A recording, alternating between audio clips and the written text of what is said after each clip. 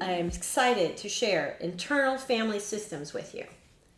Internal family systems is kind of a misnomer because it has nothing to do with your external family. It has everything to do with your internal family. The creator, the founder of internal family systems is Richard Schwartz.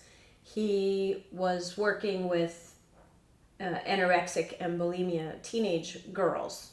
And they kept saying, a part of me this, and a part of me that, and a part of me this. And he's like, what are these? It's hard enough to understand teenagers. But can you imagine understanding them at a deep level with a mental emotional illness? Now you're really digging deep. Like, what are they saying? So he started inquiring, and that's where the birth of this teaching came from. It is also related to some other teachings and teachers in the psychological history, and he drew from that, but this missing piece was what brought it all together. Dick Schwartz is a compassionate man. He's a very simple man. He's scientific in his approach. When he and I get into spiritual discussion versus, just kind of the facts, ma'am, he kind of looks at me like, that's a possibility, but I'm not so sure. Over the years, though, he's really starting to understand the spiritual aspect of this practice.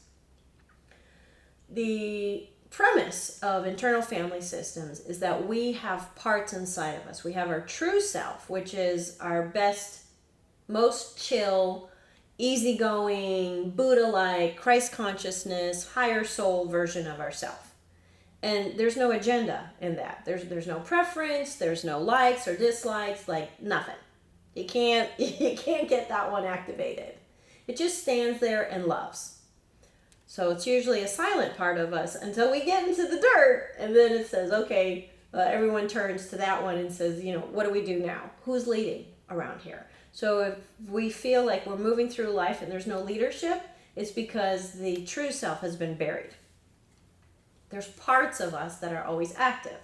So all those voices in your head, and you think you're crazy and you don't want to tell anybody that you're listening to nonsense all day long? It's not a monologue. It's actually more than a dialogue. There's several parts talking all day long.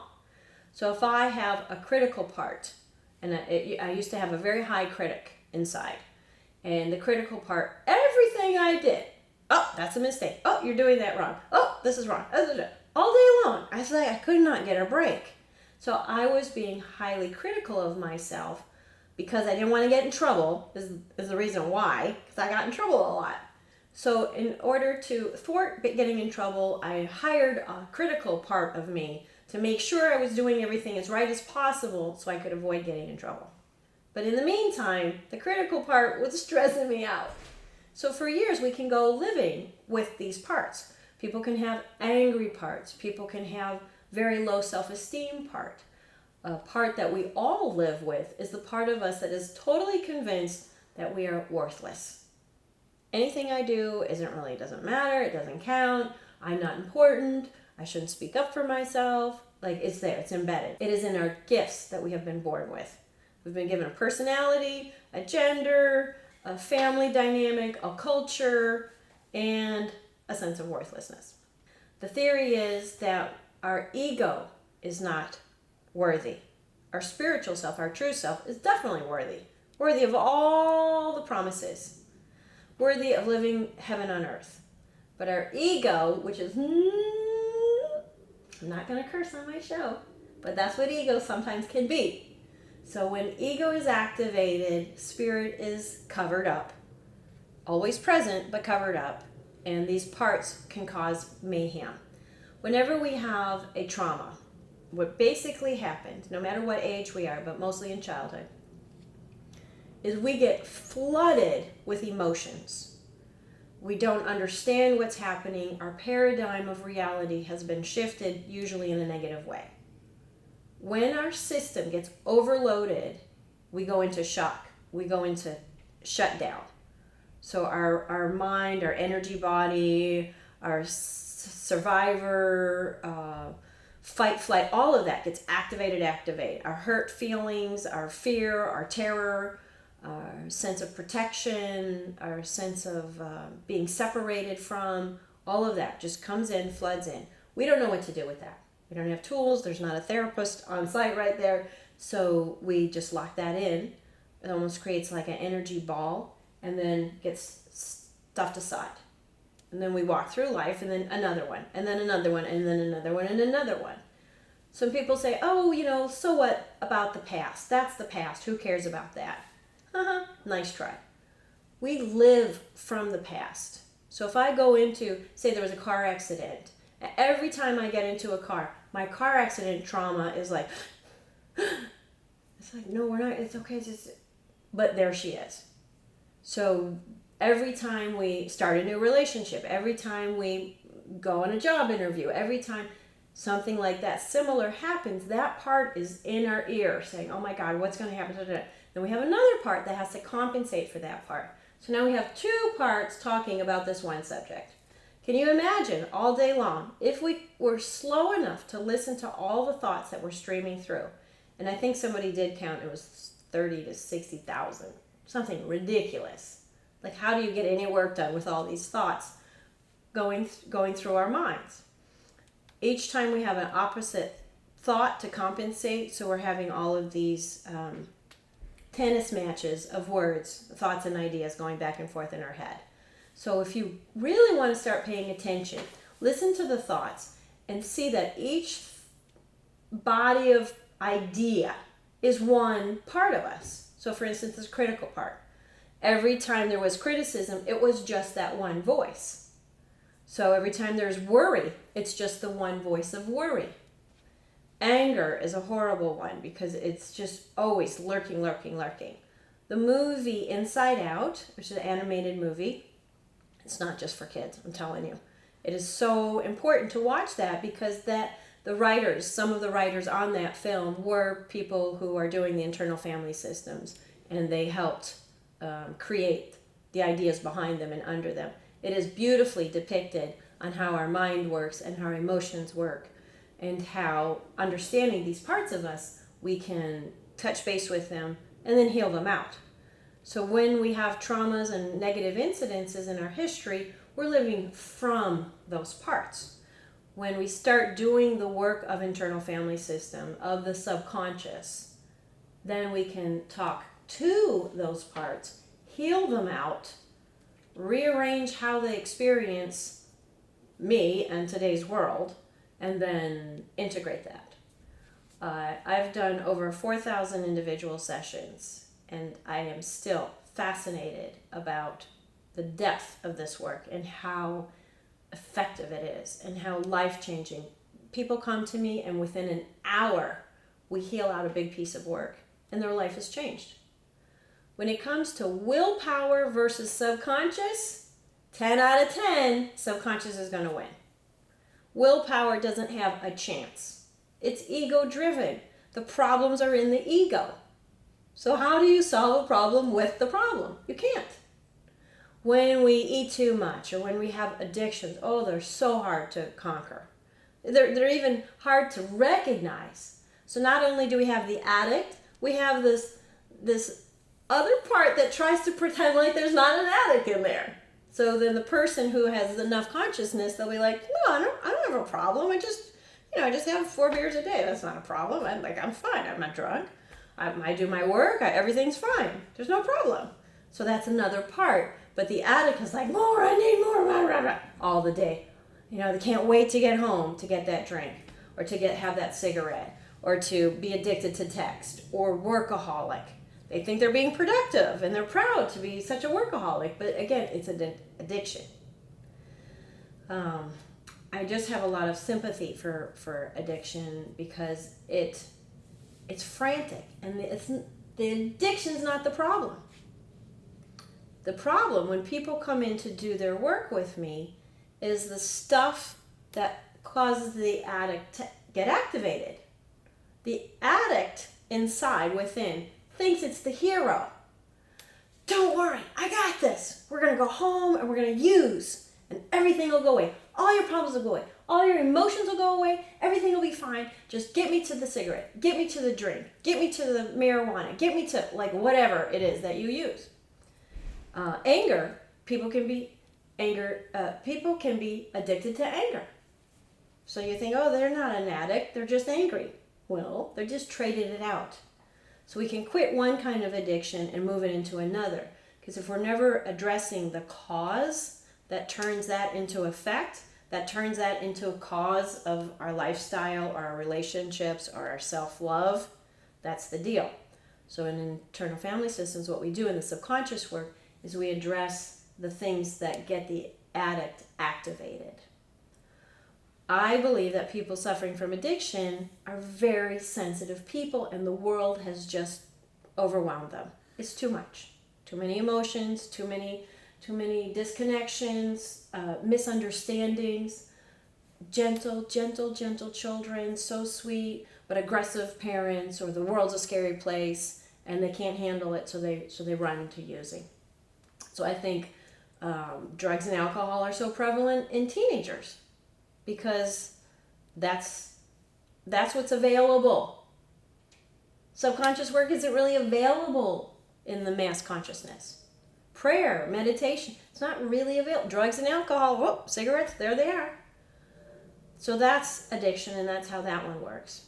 I want to tell you a story of how I started, because people often wonder. I am in an organization called the Spiritual Living Center. It's a metaphysical study. And one of the other congregants there is a psychologist and needed case study because he was learning internal family systems for the first time and wanted to do casework. Free therapy? Yeah. Something new? Yeah. So I'm like, I'm it. So we've met on Fridays for 3 to 4 hours every week. And that's excessive. But I'm an intense person, and that's the way I roll. Usually the recommendation is 1 hour session every other week. And then we would talk fast, so really a bunch of stuff was happening. I was doing the equivalent of 4 sessions per week for 1 year. So, that's like, I don't know how to do the math on that, but it was a lot. The entire body of work of internal family systems is to heal out our experiences in this lifetime. So any bad things that happened along the way. What also happens is it doesn't have to be a terrible experience. It can be a time and a place where we just decided, oh, that's the way it is? Okay then. And we promise ourselves, I will never again do this, or I'm not going to let that get to me.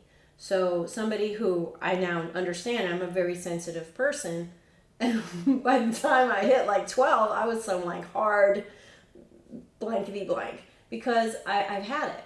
So I just turned into, steel, no emotions, like and I had this really bad attitude because I was trying to protect all my sensitive parts. My mom was psychic, my dad was sensitive, my sister's super sensitive, and we come from a sensitive family, but we didn't know that, so we were all kind of acting aggressive, and I just shut down. I just closed the lid, threw away the key, and took years to find the key again. So the internal family systems work that I did with this therapist unlocked all of these things about myself. I'm living more of my true self than my protected self or my managed self. The depth of this work, we can also clear out our mother's side of the family and our father's side of the family. So if there's traits that were handed down from generation to generation and they landed in our lap, you're like, I don't even know what this is. This doesn't fit my personality. I don't know why I behave like this. I don't know what this mentality is within inside of me. Like, what is going on? It's inherited. So something that's happened that each generation can't heal out, they just pass it down to the next one. Abuse, addiction, low self-esteem, poverty consciousness. We don't talk about emotions in our family. These kinds of things is what gets handed down. Secrets. Wow. Secrets are crazy. And then, so mother's side of the family and, of course, father's side of the family. When there's a secret in the family, in the generations, the secret may be kept, but the energy of the secret, the guilt, the shame, the just feeling terrible, that this has happened within our family. That gets handed down. So that's why it's important that secrets be revealed, because in the secret revealing, it's the healing that's happening. We can go back in time in a session, and people have met their ancestors, and they have told stories, told the secrets. And then the person wakes up from the, not wakes up, but sits up from the session. Because what we do is go into a deep meditative state, go into the subconscious. I know the terrain. I consider myself the GPS system. I know how things go. I know what the patterns are. So I will walk the person through, and we'll call in different parts of that person. But in this case, we'll call in an ancestor. They'll tell the secret. And then when the person sits up after the session, connecting the dots. Oh, oh, oh, oh, oh, oh. So it's as if we go through life looking at, remember the dot-to-dot pictures?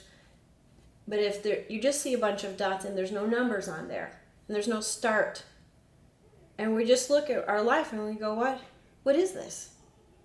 What is this? But when we do the internal family system, the numbers start popping in and the start shows it. And then all of a sudden you're like, oh my God, this makes perfect sense. Now I understand. All these unanswered questions, now I understand. So that's a great example of how our life starts getting put back together when all of these parts of us get pulled out because they've been hurt or because they've been told something that's not true about ourselves. And wonderfully enough, there's been situations where the person who does the ancestor work goes back to the grandma or grandpa and verifies. They're like, how did you know? Well, yes. Well, and then they tell, and then there's even a greater healing. When we do our healing work, it actually helps the ones who have come before us and the ones who go after us. It is the individual who says that's enough about whatever that topic is that's moving through their system.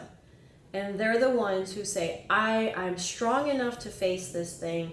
I'm strong enough to change this thing. I do not want this anger to be passed down to my family anymore.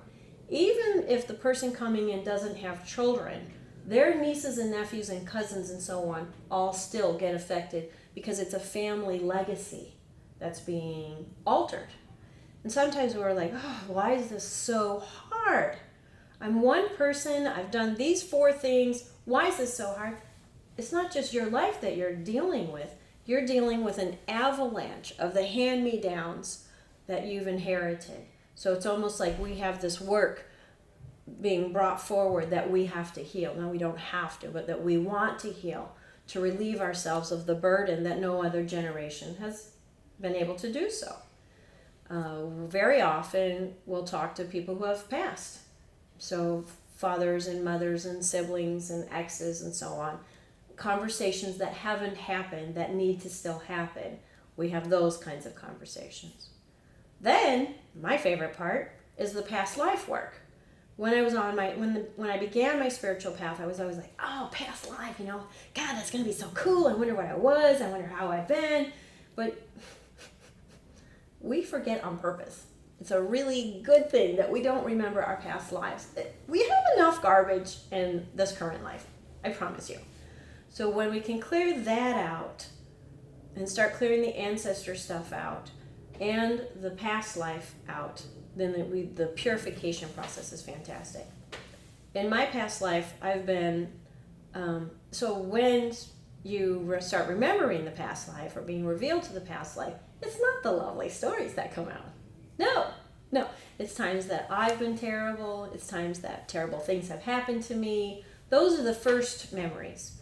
Just like when we live in our head. So this is many people come to me and they're just so like, I'm living in my head, but I'm numb. I don't know what's going on. Because when our heart is so hurt, we just start crawling out of our heart and we say, nope, I'm putting the latches on this one. Like the trap door, right? And then you just put all the locks on and you just move into the head and we try to figure everything out.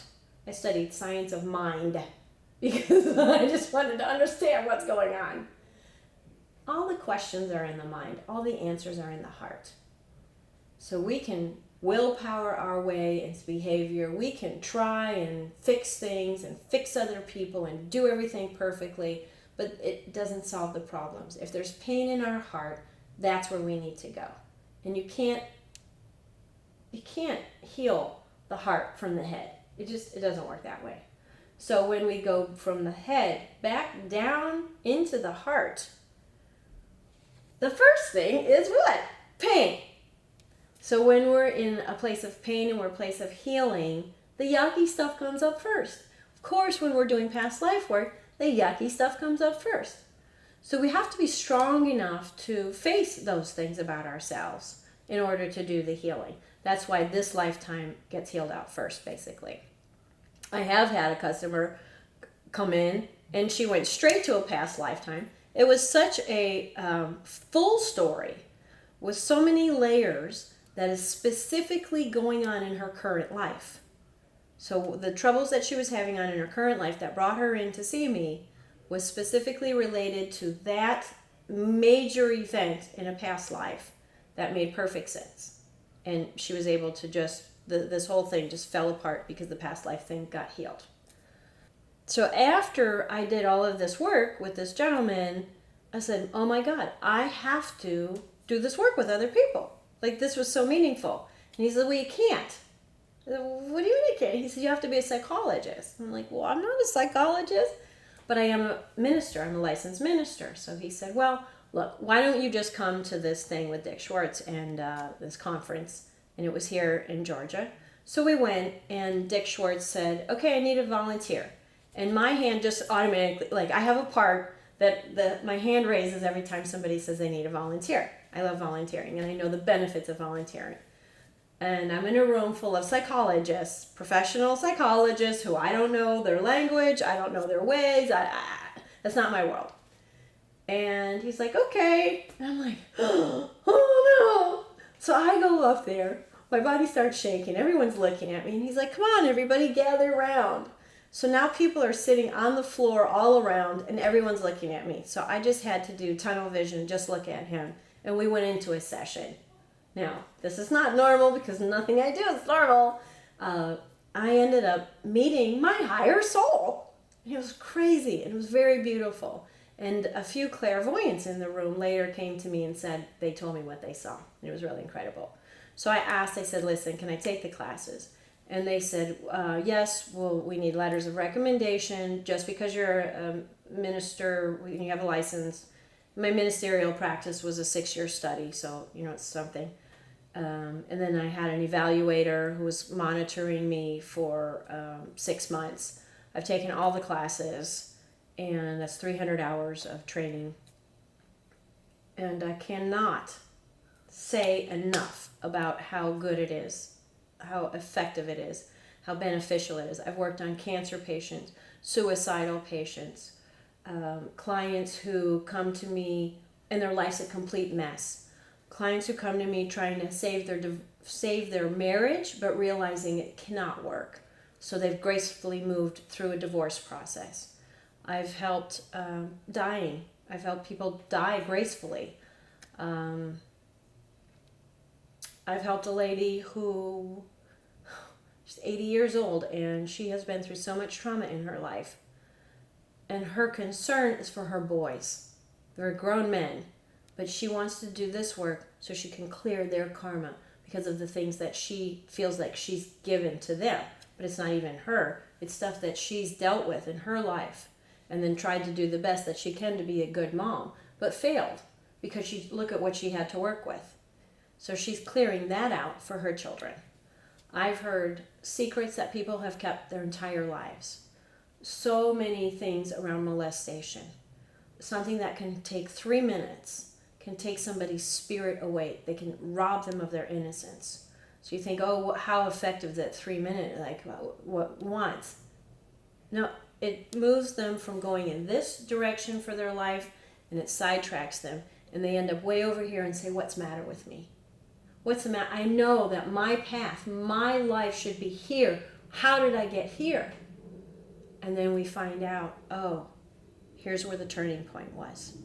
but they don't have to go like this. We can turn the turning point and the energy can go back here now. So instead of being way over here, they've moved into this direction. It's sacred work, it's beautiful work, it's meaningful work. I would love to do a session with you. Please visit my website. I'm so happy to offer this service. Again, this is Ursula on the Way of the Spiritual Path on the Lighter Side Network.